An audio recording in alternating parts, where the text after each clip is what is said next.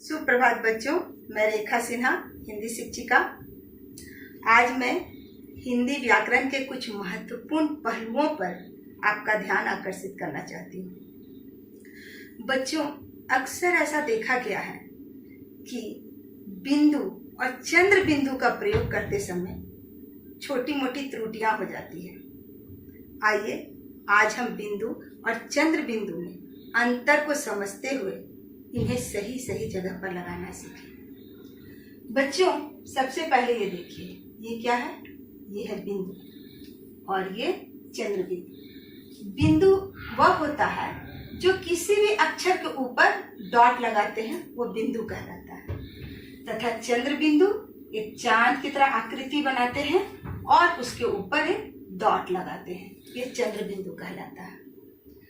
बच्चों, बिंदु का उच्चारण नाक से होता है, इसीलिए इसे अनुस्वार बोलते हैं। और चंद्र बिंदु का उच्चारण मुंह और नाक दोनों से होता है, इसे हम अनुनासिका कहते हैं।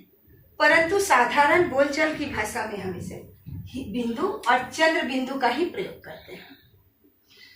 बच्चों, अब आइए नीचे। आप यहाँ देख रहे हैं कि एक छोटी सी बिंदु से, जिसे हम नहीं लगाने से हमारी कितनी गलतियां हो जाती है। जैसे आप यहाँ देखिए, यह है चिंता, इसमें यहाँ बिंदु लगा और यहाँ बिंदु ना लगाने से इसका अर्थ बदल गया, ये हो जाता है चिता। ये था चिंता, इसका अलग अर्थ है। चिता, उसका अलग अर्थ है। गंदा, ये हो जाता है गदा। गोंद, बिंदु ना लगने से ये बन जाता है गोद।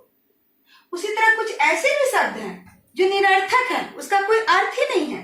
जैसे पंखा, यहाँ बिंदु नहीं लगाएंगे तो यह बन जाएगा पखा, इसका कोई भी अर्थ नहीं होता है।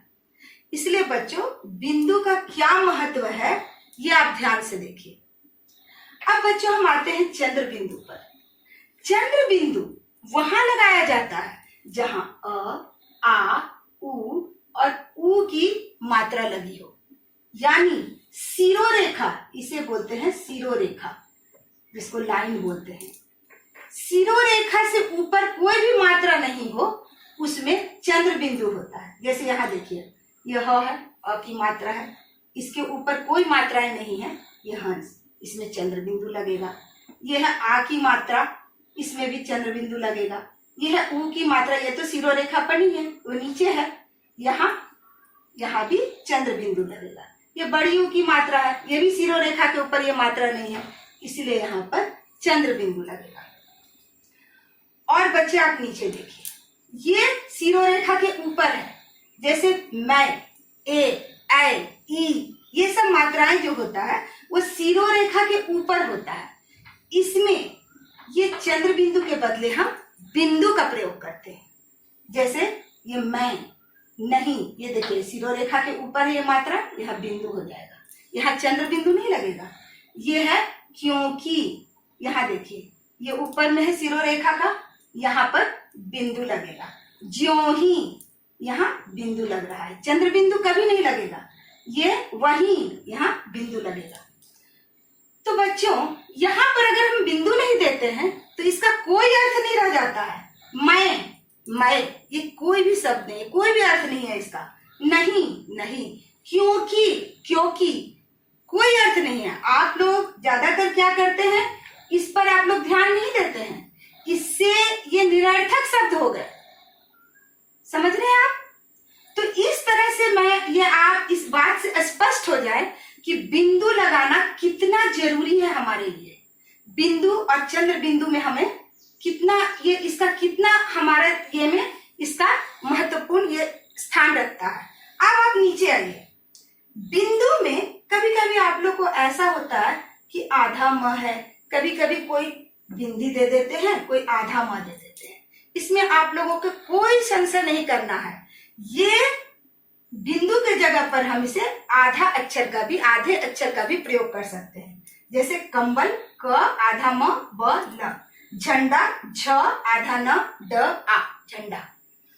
इस तरह से हम बिंदु में इस तरह से हम देख सकते हैं कि इसको हम आधे अक्षर का प्रयोग कर सकते हैं। परंतु चंद्र बिंदु में हम लोग किसी भी इसका कोई दूसरा परिवर्तन इसको कर ही नहीं सकते, इसका कोई दूसरा रूप नहीं है।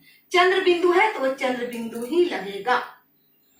बच्चों अब आप, मुझे ऐसा लग रहा है कि अब आप इस दोनों में अंतर अच्छी तरह समझ गए होंगे। और बच्चे आप घर जाकर इसे कुछ आप किताब निकालिए और कुछ इस तरह के बिंदु और चंद्र बिंदु से जुड़े कुछ शब्दों को निकालिए और आप देखने का प्रयास कीजिए कि क्या ये शिरो रेखा से ऊपर लगी है उसमें चंद्र बिंदु है या नहीं है, किस में बिंदु लगा है, किस में चंद्र बिंदु लगे हैं। इस तरह से आप घर में कुछ उसका घर में बुक किताबों से आप उसमें ढूंढिए कि कहाँ पर बिंदु और कहाँ हम चंद्र बिंदु लगाते हैं। ठीक है बच्चों?